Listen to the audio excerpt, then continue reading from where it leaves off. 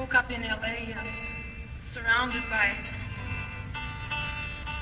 what seemed to me that morning various accumulation of overindulgence. I'd tchotchked my place up to the hilt, and everything was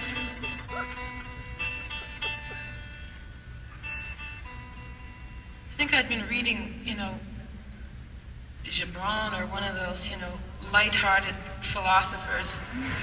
And, all those things ring true. All you have to do is, get yourself in, the point of view that the cat had when he was writing it, and it makes perfect sense,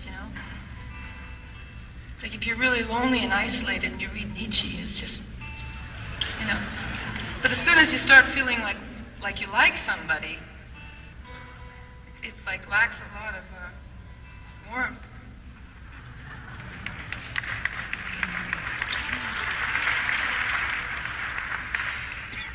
Anyway, the particular perspective that I had on the world that one morning was that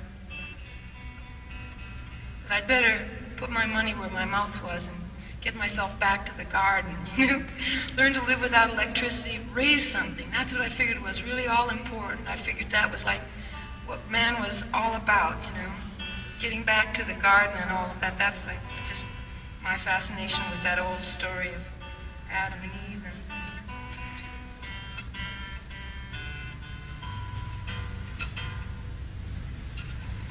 I figured I could kind of redeem myself if I moved up to the wilderness and planted a row of carrots or a row of lettuce or kept an artichoke in a terrarium or something.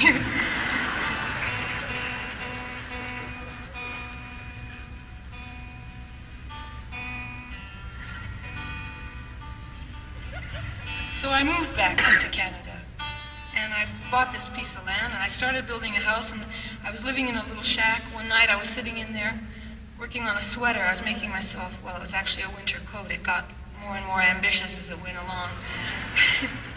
And feeling guilty because I hadn't carded and spun the wool myself, raised the sheep. All of a sudden I heard this sound outside the door. It sounded like applause way off in the distance, and I went outside on the front steps and took a bow. No, I went out.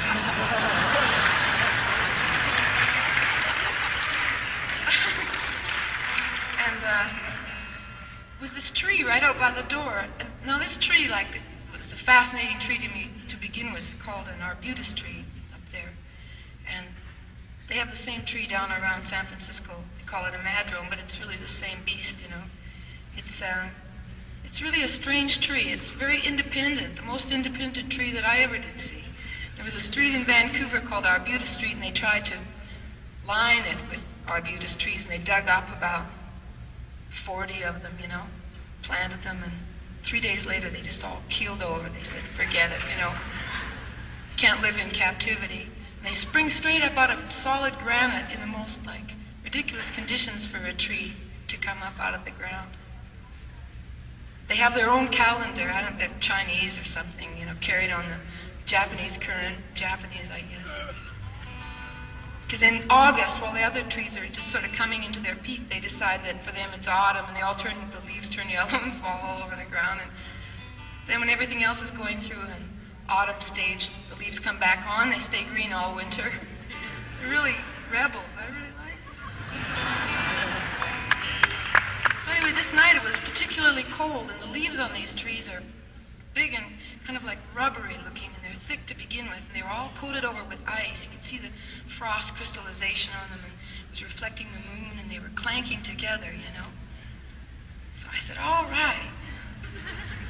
Turned on my heel and went back inside the cabin and turned on the television to catch the Midnight Express, which didn't come in up there, unfortunately, so I had to revert back to my cabin crafts. And I wrote another one in a continuing series of rejection of show business songs. Such a hypocrite.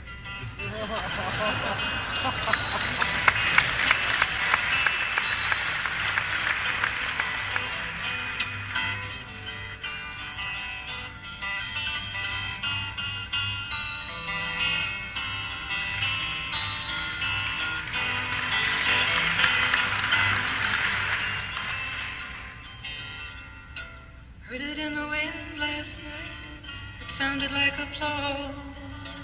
Did you get around resounding for your way up here?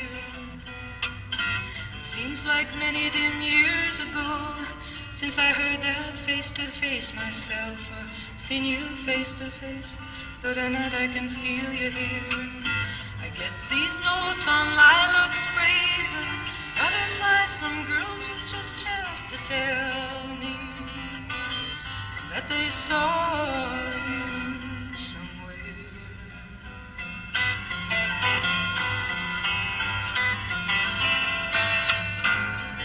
In some office sits a poet and he trembles as he sings, and he asks some guy to circulate his soul around.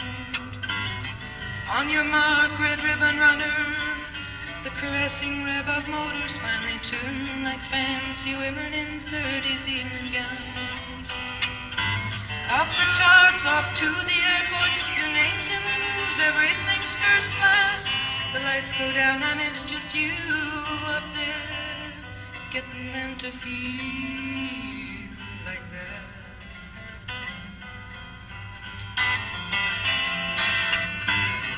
Remember when you used to sit and make up your tunes for love and pour your simple sorrow to the sound hole and your need? Now you're seen on giant screens and at parties for the press, and for people who land slices of you from the company. You toss around your latest golden egg speculation. Well, who's to know if the next one in the nest will glitter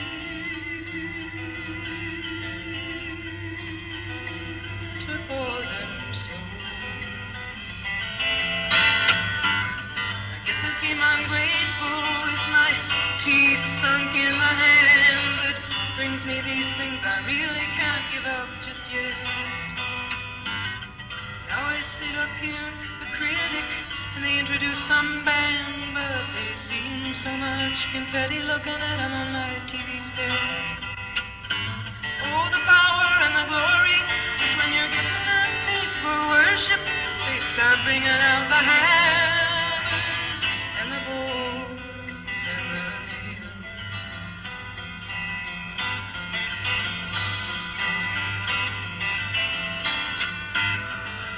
Heard it in the wind last night, sounded like applause. Chilly now in the summer, no more shiny hot nights. It's just the Arbutus wrestling and the bumping of the logs, and the moon swept down black water like an empty spotlight.